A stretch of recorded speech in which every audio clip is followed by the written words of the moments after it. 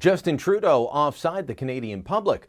I'm Brian Lilley with the Rebel.media. We know that the honeymoon for Justin Trudeau and the Liberals is a long one. It's already lasted much longer than most political honeymoons do, and it will continue for a while now. Daryl Bricker from Ipsos recently told me that it's a bit like Trudeau being a hockey player out on the ice all by himself. He's skating by himself, scoring goals wherever he wants. Why?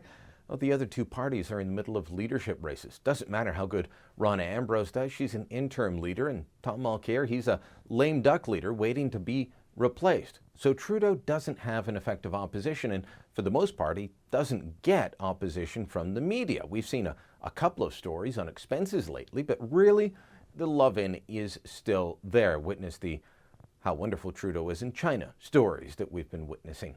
But there may be a story, and it's buried, but there may be a story in a new poll from Nanos Research done for the Globe and Mail. Now, the Globe and Mail and Nanos want to play this up as, isn't it great? Canadians are on board with Justin Trudeau's plan for Syrian refugees.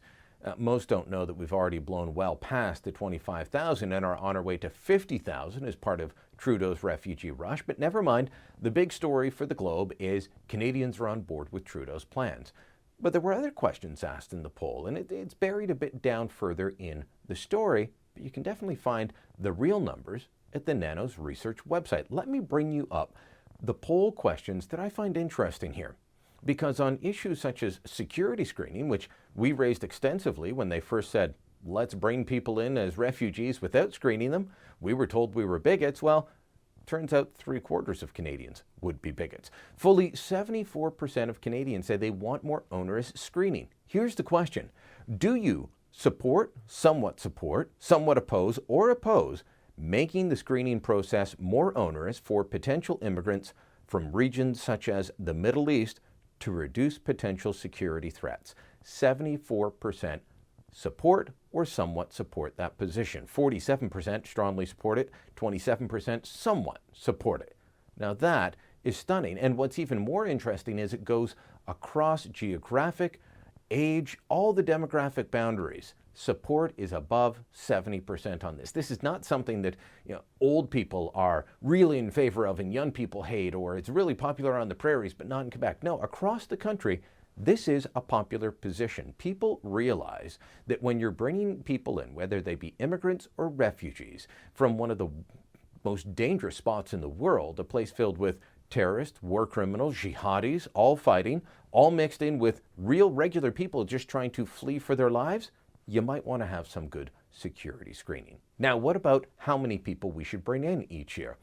Well, the immigration number for the Conservatives in their last year was a target of 279,000 permanent new residents.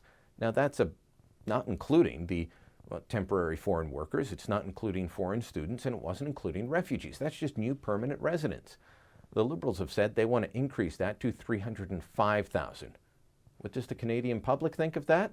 Well, they don't think much. Let's bring up that slide from the poll. On accepting immigrants, the question was, as you may know, Canada accepted 260,000 immigrants in 2014, about 285,000 in 2016.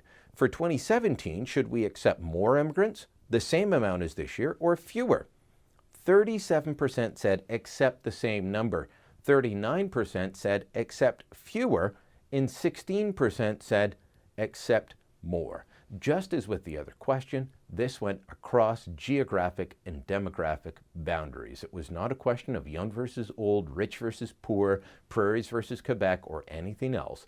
The Canadian public is pretty much in line with this.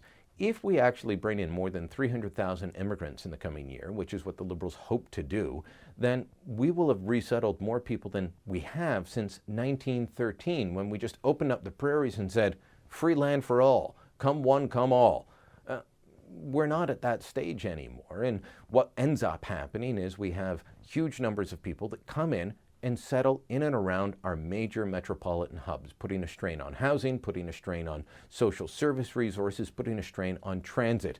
We need to do this in an orderly fashion. I'm not saying no more immigrants, and I don't think the Canadian public is.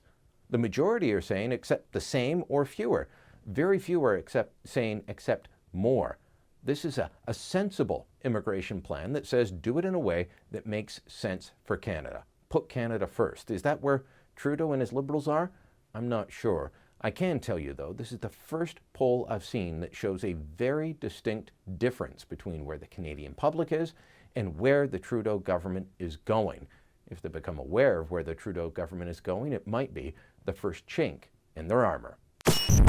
Thanks for watching. Click here to never miss a Rebel update. Want even more of the Rebel? Well, click here to become a premium member.